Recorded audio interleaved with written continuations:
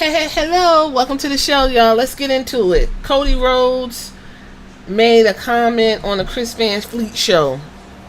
This was like July 16th or whatever.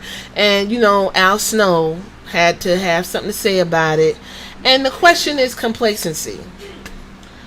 Now, I found the article from John Cena. This is from 2017 via 411 Mania. And John Cena was having some type of conversation on the podcast. I'm not sure what it was. But he was talking about WWE stars being complacent.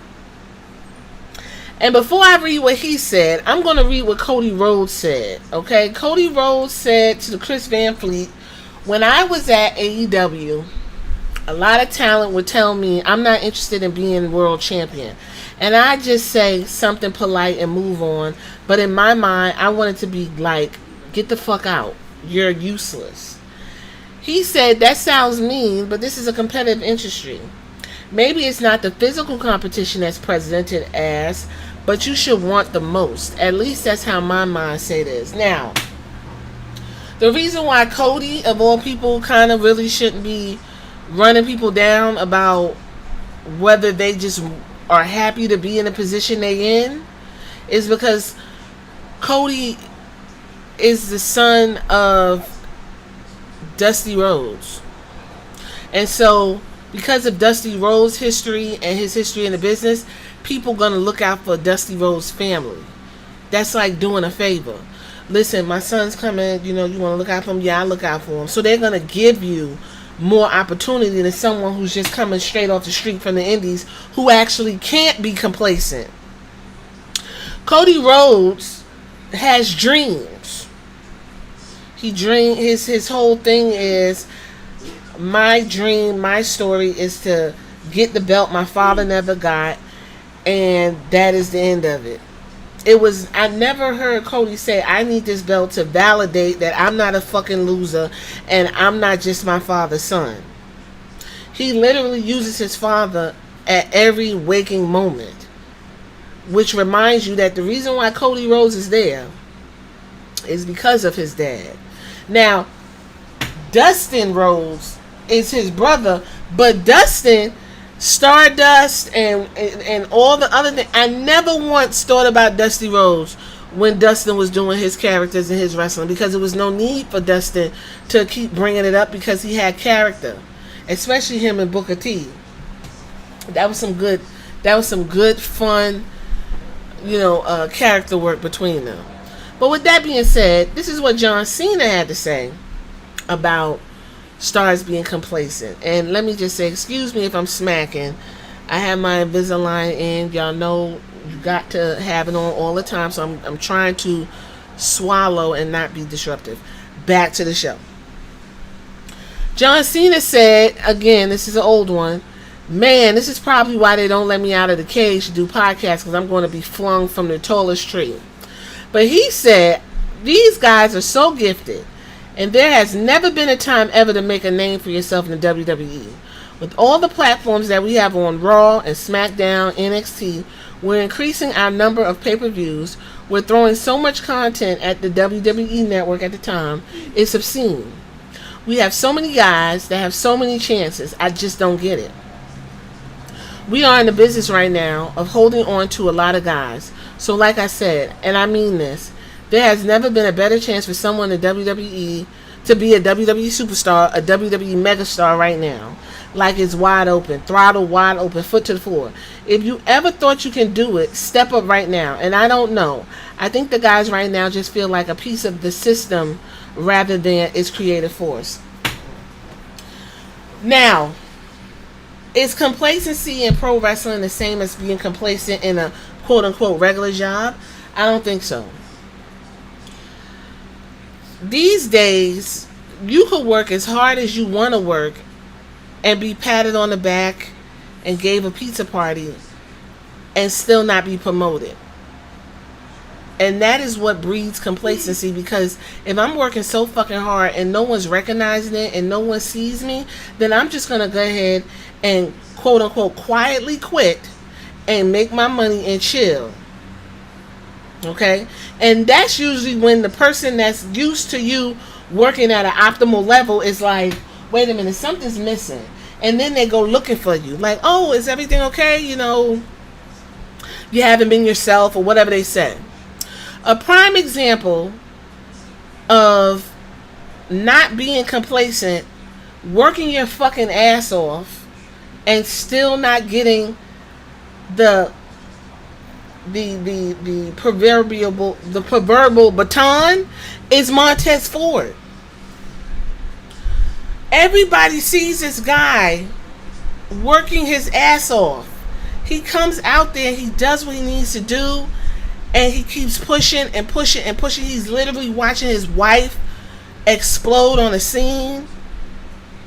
He changed his physique, not because he was just doing, you know, getting his pro card, but it looks good in wrestling. And no one's paying attention to Montez Ford. Another wrestler I think that's not getting paid attention to is Apollo Crews. Now, at one point, I think I spoke on this in a podcast, but I'm not really sure, so I'll say it again. Shelton Benjamin always gave me complacent. He made a comment, and if I could remember or find where it was, he said something like, I'm cool at where I'm at right now. Like, I'm happy to be here. I'm good. Like, wherever they could use me, they could use me. That's complacent. But in pro wrestling, you can't be the man unless someone allows you to be the man. If someone gave the baton to Montez Ford, I guarantee he would run that motherfucker to the finish line. And then some. But he has to sit back and watch someone like Karrion Kross, who somebody else might think is working extremely hard, and I'm sitting here looking at him like, well, what the fuck is going on? Why is this guy got t-shirts? Get a push non-stop, nothing's clicking, it sucks. Anybody in the ring with Karrion Kross and the Testament does not look good coming out, but he got the baton and he ain't running with it, he twirling with it. So, you know, listening to Al Snow, he this is what prompted me to talk about this, is you can't compare complacency to in pro wrestling, because I don't think that's a thing. John Cena was talking about Shinsuke Nakamura, because a lot of people have said Shinsuke Nakamura is complacent, and I don't think Shinsuke Nakamura is complacent as much as his booking is terrible. The problem is American audiences they don't need much to get on board. We like to sing. Shinsuke come out and we know what we getting. He about to do some, do some karate or whatever. He gonna say, "Come on," and get it. Had you put the top title on Shinsuke Nakamura, I guarantee he would have ran with it. Shinsuke Nakamura has charisma.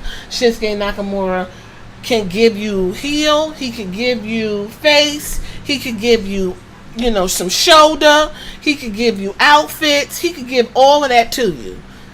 But I don't blame Shinsuke for listen, I'm going to chill. I'm in Florida. I got my family over here. I love the beach. I love the surf. I go back and forth and practice my jiu-jitsu and chill, because these motherfuckers ain't really paying attention to me like that. So at the time, John Cena said, I think with Shinsuke Nakamura, he said there's no doubt he's very skilled and extremely interesting.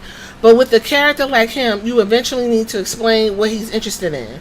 And I know he's diligently working on trying to convey to our audience better and cut better promos. I love his interests. I'm like on the low end of even mediocre when it comes to all of these guys, because they're very gifted. And the women as well. It's amazing what they can do. But literally, I think the absence of the marquee personality is, and here he goes, there's a giant Grand Canyon of relationship between superstar and audience, and I don't know who a lot of these guys are. With Shinsuke, I think the allure of Nakamura is that he was different and interesting, but the longer he stays on TV, the more he is going to have to let the audience know who he is. Is that complacency? Or is that a failure to recognize that this guy is working the best way he can, and WWE is not leaning into his strengths.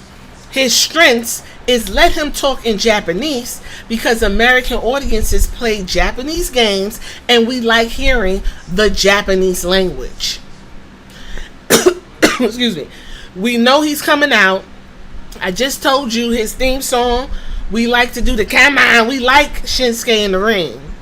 But when you're booking him to do like a comic book character and he is talking about ripping motherfuckers' shoulders off, and then he gets in the ring to actually do it and can keep on losing, that is what ruins the allure of Shinsuke Nakamura. The same thing with Montez Ford. We know Montez is a high flyer. He can do anything in the ring. He's got a big personality. He's a funny guy. He's a mean guy. We know what we're getting from Montez Ford. He looks good. Does that mean he's complacent because someone's not paying attention to him? Or is it because what the fuck else is he doing? He's done everything I think he could possibly do but get buck naked. The crazy thing about Montez Ford, and I'll leave it here, is they call Montez and Bianca to represent their company in some of the most high-profile situations. They've been at the Kentucky Derby. They was at the New York Stock Exchange when they did the bell ring. They got their own TV show. They get a lot of people clamoring to get their autographs and stuff, especially Bianca.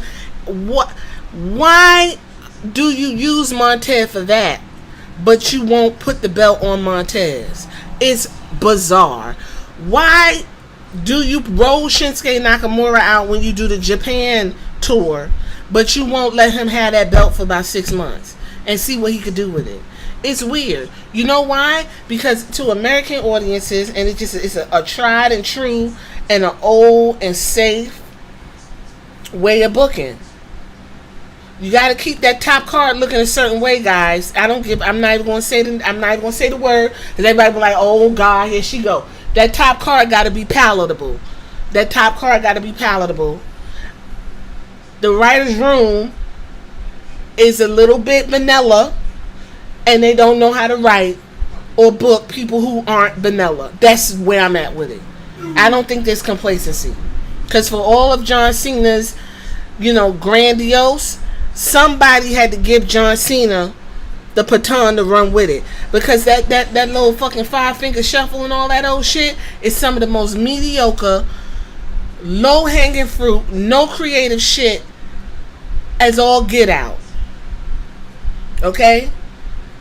We can sit here and talk about John Cena and how great he is and whatever the case may be. He is a good representative of the company. He could talk. That's great. But when you look at his in-ring ability, it's cute. But Shinsuke Nakamura could whoop John Cena ass if they was going to go one-on-one for real. Montez Ford would bring John Cena to probably one of his best wrestling matches of all time if given the opportunity. I'm just saying.